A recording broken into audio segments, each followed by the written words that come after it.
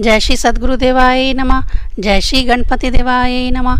ओम नमो भगवते वासुदेवाय। श्रीमद् भागवत महापुराण तृतीय स्कंद 14वां अध्याय। दिति का गर्भधारण। श्री सुखदेव जी कहते हैं, राजन, प्रयोजनवश सूकर बने श्री हरि की कथा को मैत्रेय जी के मुख से सुनकर भी भक्ति व्रतधारी विदुर जी की पूर्ण तृप्ति न हुई। अतः उन्होंने हाथ जोड़कर फिर पूछा। विदुर जी ने कहा, मुनिवर, हमने यह बात आपके मुख से अभी सुनी है कि आदि दैत्य हिरण्याक्ष को भगवान यज्ञ मूर्ति ने ही मारा था। ब्रह्मन जिस समय भगवान लीला से ही अपने दाढ़ों पर रखकर पृथ्वी को जल में से निकाल रहे थे, उस समय उनसे दैत्यराज हिरण्याक्ष की भेंट किस प्रकार हुई। श्री मैत्रेय जी ने कहा, विदुर जी, तुम्हारा प्रश्न बड़ा ही सुंदर है, क्योंकि तुम श्री हरि की अवतार कथा के विषय में ही पूछ रहे हो, जो मनुष्यों के मृत्यु पाश का छेदन करने वाली है। देखो, उत्तानपाद का पुत्र ध्रुव बालकपन में श्री नारद जी की सुनाई हुई हरि कथा के प्रभाव से ही मृत्यु के सिर पर पैर रखकर भगवान के परम पद पर आरूढ़ हो गया था। पूर्व काल में एक बार इसी वराह भगवान और हिरण्याक्ष के युद्ध के विषय में देवताओं के प्रश्न करने पर देवदेव श्री ब्रह्मा जी ने उन्हें यह इतिहास सुनाया था और उसी के परंपरा से मैंने सुना है। विदुर जी, एक बार दक्ष की पुत्री दति ने पुत्र प्राप्ति की इच्छा से कामातुर होकर सायाकाल के समय ही अपने पति मारीच नंदन कश्यप जी से प्रार्थना की। उस समय कश्यप जी खीर की आहुतियों द्वारा अग्निजिहत भगवान यज्ञपति की आराधना कर सूर्य अस्त का समय जानकर अग्निशाला में ध्यानस्थ होकर बैठे थे। दिति ने कहा, विद्वन, मत वाला हाथी जैसे केले के वृक्ष को मसल डालता है, उसी प्रकार यह प्रसिद्ध धनुर्धन कामदेव मुझ अबला पर जोर जताकर आपके लिए मुझे बेचैन कर रहा है। अपनी पुत्रवती सोतों की सुख समृद्धि को देखकर मैं ईर्ष्या की आग में जली जाती हूँ। अतः आप मुझ पर कृपा कीजिए, आपका कल्याण हो। जिनके गर्भ से आप जैसा पति पुत्र रूप से उत्पन्न होता है, वे ही स्त्रियां अपने पतियों से सम्मानिता समझी जाती हैं। उनका सुयश संसार में सर्वत्र फैल जाता है। हमारे पिता प्रजापति दक्ष का अपनी पुत्रियों पर बड़ा स्नेह था। एक बार उन्होंने हम सबको अलग अलग बुलाकर पूछा था कि तुम किसे अपना पति बनाना चाहती हो। वे अपनी संतान की सब प्रकार से चिंता रखते थे। अतः हमारा भाव जानकर उन्होंने उनमें से हम 13 पुत्रियों को, जो आपके गुण स्वभाव के अनुरूप थी, उनके साथ ब्याह दिया। अतः मंगल मूर्ते कमल नयन, आप हमारी इच्छा पूर्ण कीजिए, क्योंकि हे महतम, आप जैसे महापुरुषों के पास दीन जनों का आना निष्फल नहीं होता। विदुर जी, दिति कामदेव के वेग से अत्यंत बेचैन और बेबस हो रही थी। उसने इसी प्रकार बहुत सी बातें बनाते हुए दीन होकर कश्यप से प्रार्थना की।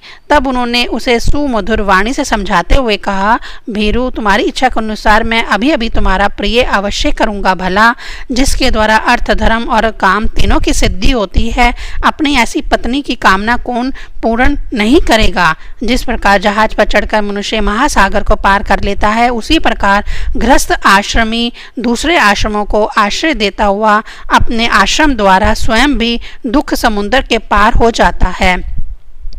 माननी स्त्री को तो त्रिविध पुरुषार्थ की कामना वाले पुरुष का आधा अंग कहा गया है।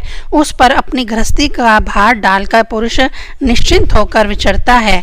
इंद्रिय रूप शत्रु अन्य आश्रम वालों के लिए अत्यंत दुर्जय है, किंतु जिस प्रकार किले का स्वामी सुगमता से ही लूटने वाले शत्रुओं को अपने अधीन कर लेता है, उसी प्रकार हम अपनी विवाहिता पत्नी को आश्रय लेकर इन इंद्रिय रूप शत्रुओं को सहज में ही जीत लेते हैं।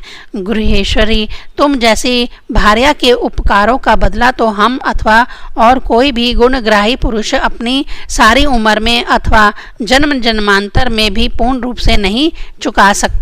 तो भी तुम्हारी इस संतान प्राप्ति की इच्छा को मैं यथाशक्ति अवश्य पूर्ण करूंगा, परंतु अभी तुम एक मुहूर्त ठहरो, जिससे लोग मेरी निंदा ना करें। यह अत्यंत घोर समय राक्षस आदि घोर जीवों का है और देखने में भी बड़ा भयानक है। इसमें भगवान भूतनाथ के गण भूत प्रेत आदि घुमा करते हैं। साध्वी, इस संध्या काल में भूत भावन भूतपति भगवान शंकर अपने गण भूत प्रेत आदि को साथ लिए बैल पर चढ़कर विचरा करते हैं, जिनका जटाजूट शमशान भूमि से उठे हुए बवंडर की धूलि से दूषित होकर दीप्तिमान हो रहा है तथा जिनके सुवर्ण कांति में गौर शरीर में भस्म लगी हुई है। वे तुम्हारे देवर महादेव जी अपने सूर्य, चंद्रमा और अग्नि रूप 3 नेत्रों से सभी को देखते रहते हैं। संसार में उनका कोई अपना या पराया नहीं है, ना कोई अधिक आदरणीय और ना निंदनीय ही है।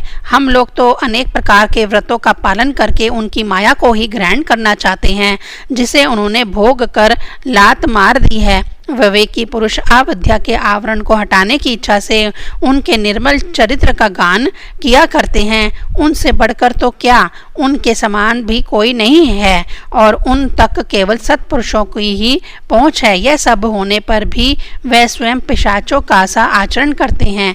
यह नर शरीर कुत्तों का भोजन है। जो अविवेकी पुरुष आत्मा मानकर वस्त्र, आभूषण, माला और चंदन आदि से इसी को सजाते संवारते रहते हैं, वे अभागे ही आत्मा राम भगवान शंकर के आचरण पर हंसते हैं। हम लोग तो क्या, ब्रह्मादि लोकपाल भी उनकी बांधी हुई धर्म मर्यादा का पालन करते हैं। वे ही इस विश्व के अधिष्ठान हैं तथा यह माया भी उन्हीं की आज्ञा का अनुसरण करने वाली है। ऐसे होकर भी वे प्रेतों का सा आचरण करते हैं।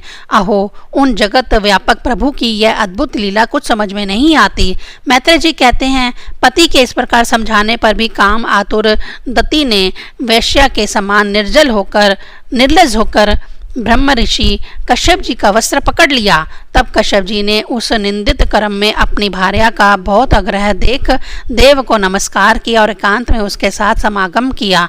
फिर जल में स्नान कर प्राण और वाणी का संयम करके विशुद्ध ज्योतिर्मय सनातन ब्रह्म का ध्यान करते हुए उसी का जप करने लगे। विदुर जी दत्ती को भी उस निंदित कर्म के कारण बड़ी लज्जा आई और वे ब्रह्म ऋषि के पास जा सिर नीचा करके इस प्रकार कहने लगी। दत्ती बोली, ब्रह्मन, भगवान रुद्र भूतों के स्वामी है। मैंने उनका अपराध किया है, किंतु वे भूत श्रेष्ठ मेरे इस गर्भ को नष्ट ना करें। मैं भक्त वत्सला करु कल्पतरु उग्र एवं रुद्र रूप महादेव को नमस्कार करती हूँ। वह सत्पुरुषों के लिए कल्याणकारी एवं दंड देने के भाव से रहित है, किंतु दुष्टों के लिए क्रोध मूर्ति दंडपाणी हैं। हम स्त्रियों पर तो व्याध भी दया करते हैं, फिर वे सतीपति तो मेरे बहनोई और परम कृपालु हैं, अतः वह मुझ पर प्रसन्न हो। श्री मैत्रेय जी ने कहा, विदुर जी, प्रजापति कश्यप ने सायाकालीन संध्या वंदन आदि कर्म से निवृत्त होने पर देखा कि दत्ती थर थर कांपती हुई अपनी संतान की लौकिक और पारलौकिक उन्नति के लिए प्रार्थना कर रही है। तब उन्होंने उससे कहा, कश्यप जी ने कहा, तुम्हारा चित्त काम वासना से मैलिन था, वह समय भी ठीक नहीं था और तुमने मेरी बात भी नहीं मानी तथा देवताओं की भी अवहेलना की। अमंगलमयी चंडी, तुम्हारी कोख से 2 बड़े ही अमंगलमय और अधम पुत्र उत्पन्न होंगे। वह बार बार संपूर्ण लोक और लोकपालों को अपने अत्याचारों से रुलाएंगे।